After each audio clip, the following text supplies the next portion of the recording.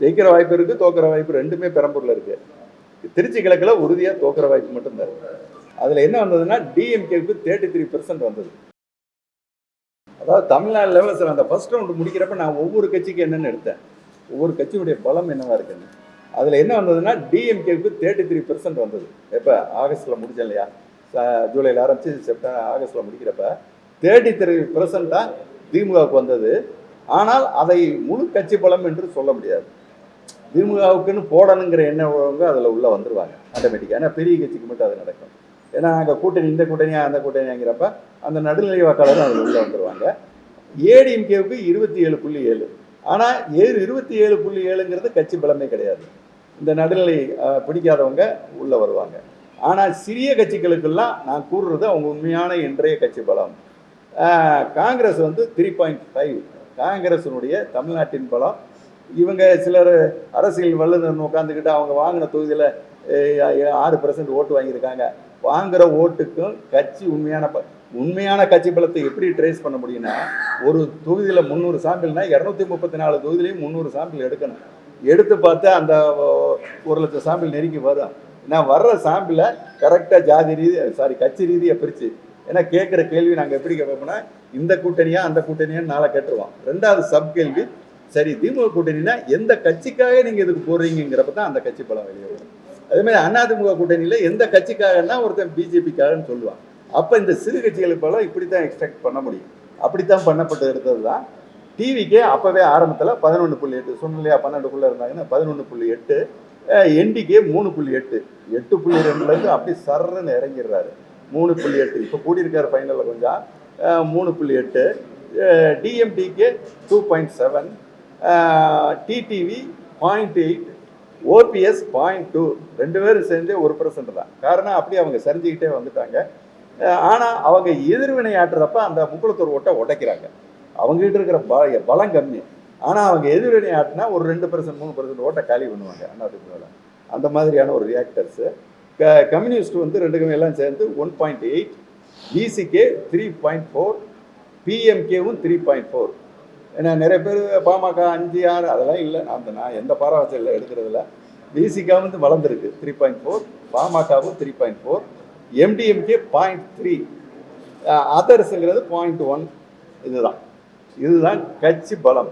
கட்சி பலம் எடுக்கிறது இப்படித்தான் எடுக்கணும். ஆனால் தமிழ்நாட்டில் அரசியல் விமர்சகர்கள் எல்லாம் ஒரு எலெக்ஷனில் ஒரு கட்சி என்ன ஓட்டு வாங்குதோ அதை கட்சி பலம்னு எடுக்கிறது. அதில் எல்லா கூட்டணி கட்சிகளுடைய டிரான்சாக்ஷன் இருக்கும். நான் சொன்ன சிஸ்டத்தில் யார் எடுத்தாலும் இது வரும். ஆனால் இந்த முறையில் யாருமே எடுக்கிறது இல்லை. கட்சி பலத்தை தவறாகவே ஃபோக்கஸ், அந்த வாங்குகிற ஓட்டு அடிப்படையிலேயே பேசிக்கிட்டு எல்லாரும் உட்காந்துருக்காங்க டிவியில். இதுதான் நேரடியாக எடுத்தால் எல்லாமே வரும். ஆமாம் ஆமாம் சார். நான் 19ஆம் தேதி எடுக்கிறப்ப பெரம்பூர் 5வது இடம் எடுக்கிறேன். 13ஆம் தேதியும் பெரம்பூர் எடுக்கிறேன். அதை பாருங்கள், அந்த சில வினோதங்கள் வரும், அதையும் நாங்கள் பார்த்துக்கிறோம். 13ஆம் தேதி எடுக்கிறப்ப இவர் 31.8 இருக்கிறாரு. யார்? ஒரு தலைவர், அதன் தலைவர். டிஎம்கே 38 சம்திங்கில் இருக்குது. 7% இடைவெளியில் தான் நிற்கிறாரு. 7-8% இருந்தது அன்றைக்கி. பிறகு அப்படியே 6வது நாள் எடுக்கிறேன். 19 கொஞ்சம் எடுத்துகிட்டு 20 மார்னிங் கொஞ்சம் எடுக்கிறேன். ஏன்னா எடுக்கிறது ரேண்டமாக எடுக்கிறோம், எல்லாம் கலந்து வரணும். அப்போ அந்த 4-5 ஏரியாவை கலந்து எடுப்போம். அப்படி எடுத்துகிட்டு ஒரு 500 சில்லற சாம்பிள் எடுக்கிறோம். எடுத்துகிட்டு திரும்பி பார்க்குறப்ப என்ன என்னென்னா சொல்ல சங்கடமாக இருக்குது. இறங்கிட்டார் சார். 31.8 வந்தவர் திரும்ப படக்குன்னு 28க்கு வந்துட்டார். இறங்கிட்டார். வந்தது தான் நான் சொல்ல முடியும். பிறகு அப்பயே எடுக்கிறவங்கள விசாரிக்கிறேன். சார் எங்கே பார்த்தாலும் டிஎம்கே ஏடிஎம்கே காரங்களாம் தெரியுறாங்க, பணம் கொடுத்துட்டாங்க. ஆனால் அவங்க தாவேக்காங்கிட்டு பூரா திருச்சி போயிட்டாங்களே. அப்போ இவங்க எடுத்துகிட்டு இருப்ப அவர் திருச்சியில் இருக்கார். 18-19 நினைக்கிறேன். திருச்சிக்கு போயிட்டாங்க. 2% கூடுது. அந்த ரிலேட்டிவிட்டி பார்த்தீங்கன்னா இவர் குறையிறார் இல்லையா, 4%. அப்படியே அந்த ஏடிஎம்கே பாமக வைப்பார். அப்படியே அந்த 4 அங்கே பேசிட்டாரு. இங்கே 4 குறைஞ்சி அந்த 4 போய் ஏடிஎம்கே ஓட்டில் பேசிட்டாரு. கரெக்டாக பேசிட்டாரு.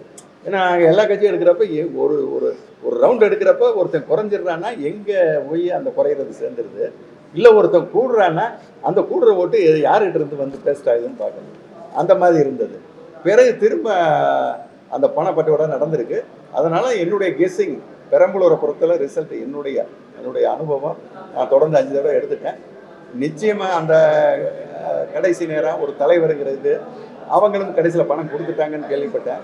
அப்படிங்கிறப்ப சில 2-3% ஜெயிக்கலாம், இல்லை 2-3% தோற்றும் போகலாம்.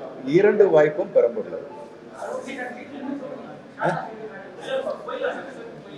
சரி, 4 தொகுதின்னு நான் குறிப்பாக அது ஒன்று தான் சார் கண்ணில் படுது. மற்றதை ஒரு நெருக்கி வந்தவங்கள யூகத்தில் விட்டேன். என்ன திருச்சி மேற்கில் 2 தடவையும் கடைசியில் எடுக்கிறப்ப அந்த 31-2 தான் நிற்கிறார், மேலே ஏறலை. தெற்கு மண்டல தொகுதி வாசிக்க வேண்டியதில்லை இல்லை சார். தெற்கு மண்டலத்தில் சார் கடும் போட்டியில் பார்த்தீங்கன்னா 2-4 ஒரு 14 தொகுதி இன்னும் கடும் போட்டியில் இருக்குது சார். இருந்தாலும் என்னுடைய அசஸ்மெண்ட்டு டிஎம்கே ப்ளஸ் தென் மண்டலத்தில் 45-லேருந்து 51 சீட்டு வரைக்கும் ஜெயிக்கும் சார். ஏடிஎம்கே ப்ளஸ் வந்து 7-லேருந்து 13 சீட்டு வரைக்கும் ஜெயிக்கிற வாய்ப்பு இருக்குது சார். இது தென் மண்டலம். அடுத்தது மேற்கு மண்டலம். மேற்கு மண்டலத்திலையும் கடும் போட்டி ஒரு 14 தொகுதி நிற்கிது. அது தவிர அதையும் சேர்த்துருவோம் ரிசல்ட்டுக்கு. இதில் பாசிபிலிட்டி எப்படி வரும்னா திமுக ப்ளஸ் வந்து 28-லேருந்து 31 சீட்டு மேற்கு மண்டலத்தில் ஜெயிக்கும். அதிமுக ப்ளஸ் வந்து 30-லேருந்து 33 சீட்டு ஜெயிக்கும் சார். இது மேற்கு மண்டலம். அடுத்தது சென்ட்ரல் மத்திய கிழக்கு மண்டலம், அதாவது திருச்சி அப்படியே கிழக்கு. மத்திய கிழக்கு மண்டலத்தில் பார்த்தீங்கன்னா கடும் போட்டிங்கிறது ஒரு 10 தொகுதிகளில் கடும் போட்டி இருக்குது. அங்கே டிஎம்கே வந்து 36-லேருந்து 40 சீட்டு ஹை வின்னிங் ரேஞ்ச் வந்து மத்திய கிழக்கு மண்டலம். ஏடிஎம்கே 6-லேருந்து 10 சீட்டு தான் ஜெயிக்குது. இது வந்து மத்திய கிழக்கு மண்டலம். வடக்கு மண்டலம் கிருஷ்ணகிரியிலேருந்து அப்படியே அந்த பார்டர்லேயே வரும் வடக்கு மண்டலம். வடக்கு மண்டலத்தை பார்த்தீங்கன்னா டிஎம்கே வந்து 22-லேருந்து 26 சீட்டு ஜெயிக்கும் சார். ஏடிஎம்கே வந்து 6-லேருந்து 10 சீட்டு ஜெயிக்கிறாங்க சார். இதுதான் வடக்கு மண்டலம். அதில் கடும் போட்டி இருக்கிற தொகுதி ஏறக்குறைய 8 தொகுதி கடும் போட்டியில் இருக்குது. அதில் கொஞ்சம் பெரும்பாலும் ஏடிஎம்கே வர வாய்ப்புள்ள தொகுதிகளாகவும் இருக்குது. சென்னை மண்டலத்தை பொறுத்தளவில் கடும் போட்டியில் 7 தொகுதிகள் இருக்குது. பாசிபிலிட்டிஸ் என்னவா வருதுன்னா டிஎம்கே ப்ளஸ்ங்கிறது இந்த சென்னை மண்டலங்கிறது சென்னை 16, காஞ்சிபுரம், செங்கல்பட்டு, காஞ்சிபுரம் இல்லை செங்கல்பட்டு, இந்த பக்கம் திருவள்ளூர், இதெல்லாம் கலந்தது தான் 37 தொகுதி வரும். அதில் 34-லேருந்து 36 திமுக கூட்டணி ஜெயிக்கிற வாய்ப்பு. ஏடிஎம்கே கூட்டணி 1-லேருந்து 3 வரைக்கும் ஜெயிக்கலாம். 1-லேருந்து 3 வரைக்கும்.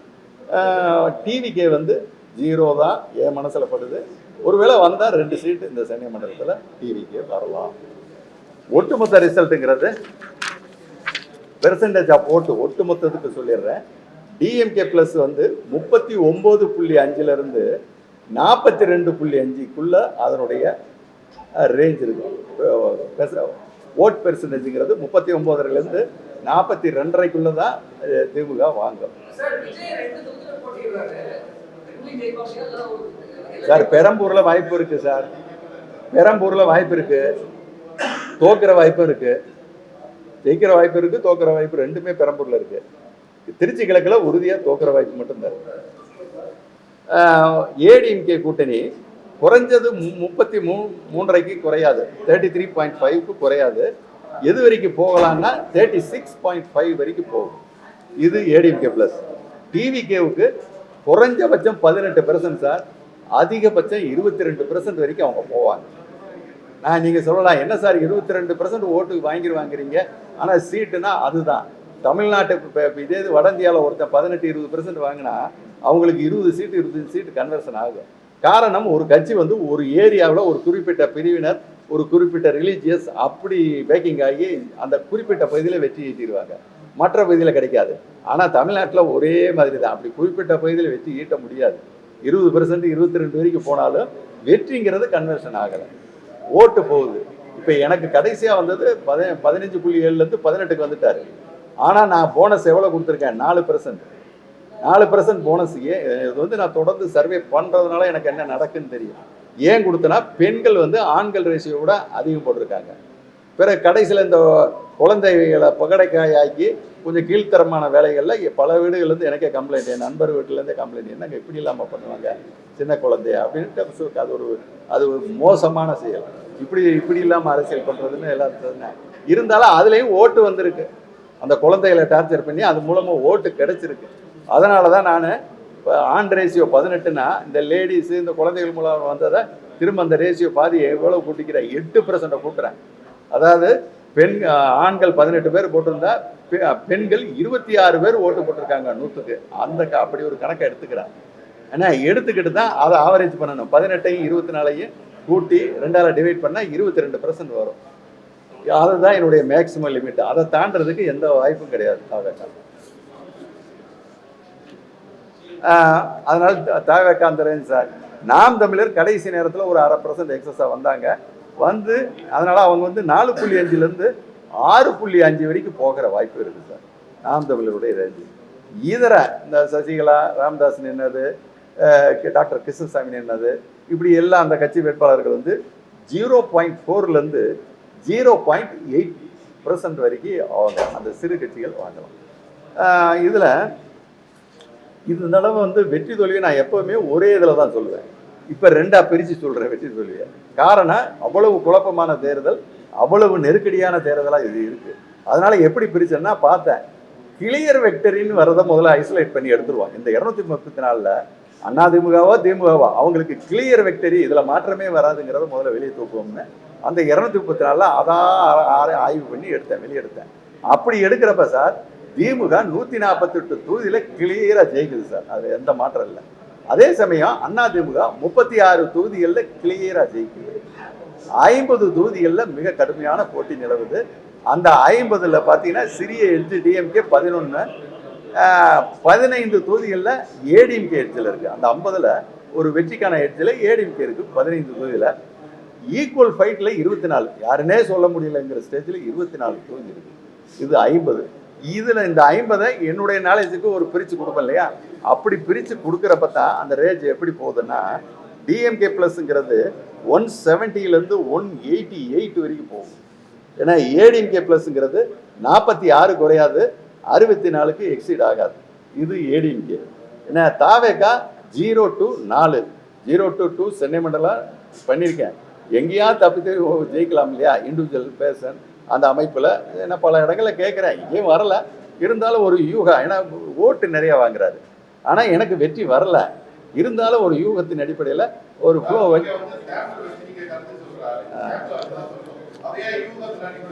இல்லை அது வந்து நம்மளை மீறி நடக்கிற, அதாவது ஒருத்தர் சரல் சார் 0 சார் 0 இருக்குல்ல, அதான் 0 கொடுத்துட்டேன். இல்ல நான் எப்படி சார் சார் ஃப்ளோ நான் எனக்கு காசு கொடுத்தவங்க சார், எனக்கு காசு கொடுத்தவங்க தோக்குறாங்கன்னு சொல்லிட்டேன் சார். ஏற்கனவே கொடுத்துட்டேன். ஏப்ரல் 2ஆம் தேதி கொடுத்துட்டேன். எல்லாருக்கும் தோக்குறாங்கன்னு, காசு கொடுத்தவங்களை தோக்குறாங்கன்னு சொல்லிட்டேன். அதனால தான் வெளியிட வேண்டாம்னு சொல்லிட்டாங்க. நானும் வெளியிடலாம். ஆஃப்டர் எலெக்ஷன் பெட்டிக்குள்ளே போன பிறகு உங்கள் இது தாக்கம் யாரையும் ஏற்படுத்தாது. அப்போ இப்போ என்னுடைய இது யாரையா தாக்கம் ஏற்படுத்த போதா? கிடையாது.